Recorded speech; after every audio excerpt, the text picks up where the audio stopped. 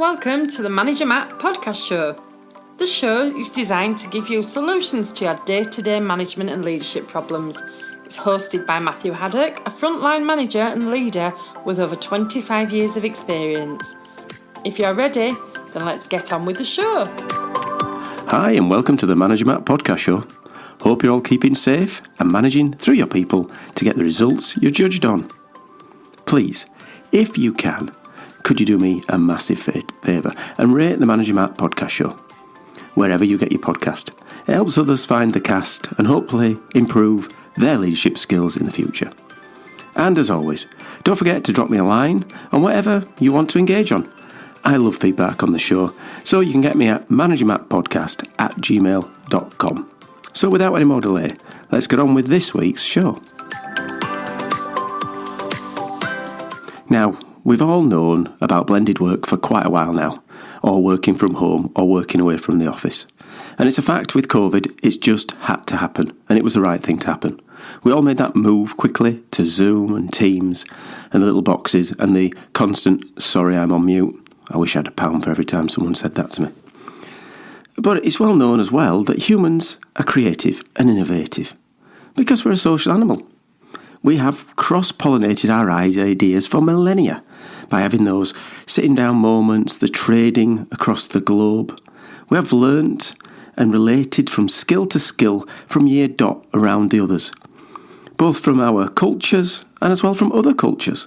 Since we've moved out from Africa, those innovations have always happened. If you think of the influx of migrants, they've driven innovation throughout the years. And in recent times, creative hubs of all sorts of industries have pushed forward with innovation. In fact, the businesses who have isolated themselves, who have not mixed, haven't lasted for long. We can all name the companies who have thought they were islands.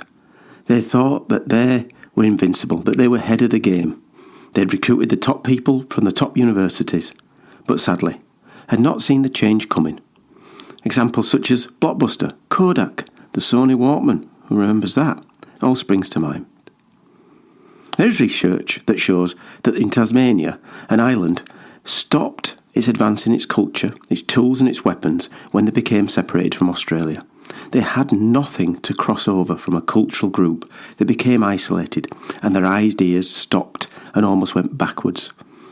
So this stopping of cross-pollination can really make massive differences to our culture. The real winners in our world are the teams who look outside their norms, bring in new ideas and diversity. I know when I worked in a team with lots of different people from lots of different backgrounds, that they brought amazing ideas and problem-solving solutions. It can be hard not to build a team around people who are the same as you. That's just nature. We flock to the people who are the same as us. But there is massive benefits for having diversity and having conversations and innovations outside the norm.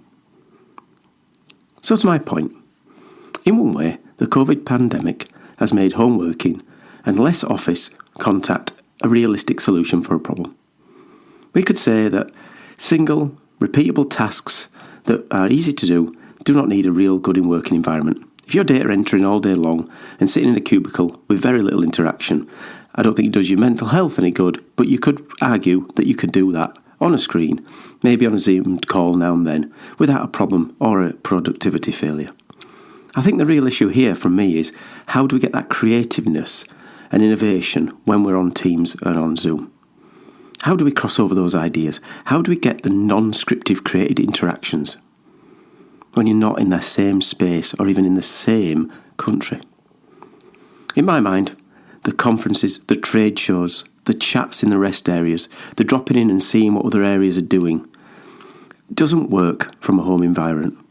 Think of your university campuses, the amount of time, that energy and the spread of ideas have happened on communities inside campuses. And in that rate, we really do need to get back. When it's safe, we need those creative ways to be done. If we don't, then COVID will have stopped a lot more than we think. We as managers need to help as much as we can to keep the innovation light burning in our organisations. We need to encourage cross-learning and groups to see that others are working on, to make sure that they have got an input. We all know that you're not going to be all experts in engineering, but sometimes a non-engineer can give you a real solution to a problem you got stuck on. You need to get an environment to help ideas be more free. And if we don't, your company might end up on one of those islands, or even in the blockbuster return bargain bin. Well, thanks for listening. And as always, I'm really here to hear your feedback on the show. So please drop me a line at managermattpodcast@gmail.com. Answer all my own emails and would love to engage on new topics or some of the old topics I've covered. Well, that's it for Manager Matt this week. Thanks for listening and goodbye. Thank you so much for listening to this Manager Matt podcast.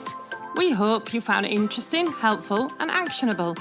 One last thing, please leave a quick review on iTunes or with your podcast provider, as it helps to spread the word of Manager Matt.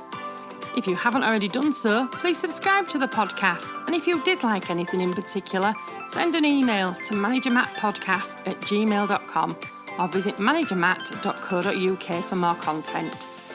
Feedback is a gift, so let's keep giving. See you next week.